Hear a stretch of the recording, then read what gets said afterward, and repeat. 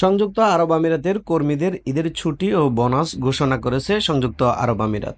ঈদ উল ফিতর উপলক্ষে বেসরকারি খাতের কর্মীদের জন্য আকর্ষণীয় ছুটি ঘোষণা করেছে সংযুক্ত আরব আমিরাতের মানব সম্পদ ও এমিরাতিয়ান মন্ত্রণালয়।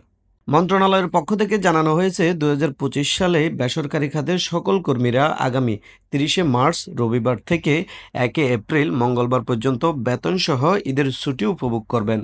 মন্ত্রণালয় তাদের অফিসিয়াল এক্স হ্যান্ডেলে আরও জানিয়েছে, যদি পবিত্র রমজান মাস 30 দিনে পূর্ণ হয় তাহলে এই ছুটির মেয়াদ আরও একদিন বাড়ানো হবে এবং কর্মীরা 2 এপ্রিল পর্যন্ত ছুটি কাটাতে পারবেন।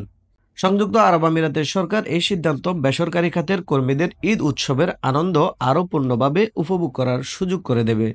এটি দেশটির শ্রম আইন এবং কর্মীদের অধিকারের প্রতি সরকারের দৃঢ় প্রতিশ্রুতির প্রতিফলন। এই ছুটির মাধ্যমে কর্মীরা তাদের পরিবার এবং বন্ধুদের সাথে মিলিত হওয়ার এবং ঈদের আনন্দ ভাগ করে নেওয়ার যথেষ্ট সময় পাবেন। এই পদক্ষেপ সামাজিক সংহতি বৃদ্ধি এবং উৎসবের আনন্দকে আরও গভীর করে তুলবে বলে আশা করা যাচ্ছে। তহিদুল ইসলাম সোহাগ, আরব বাংলা নিউজ, সংযুক্ত আরব আমিরাত।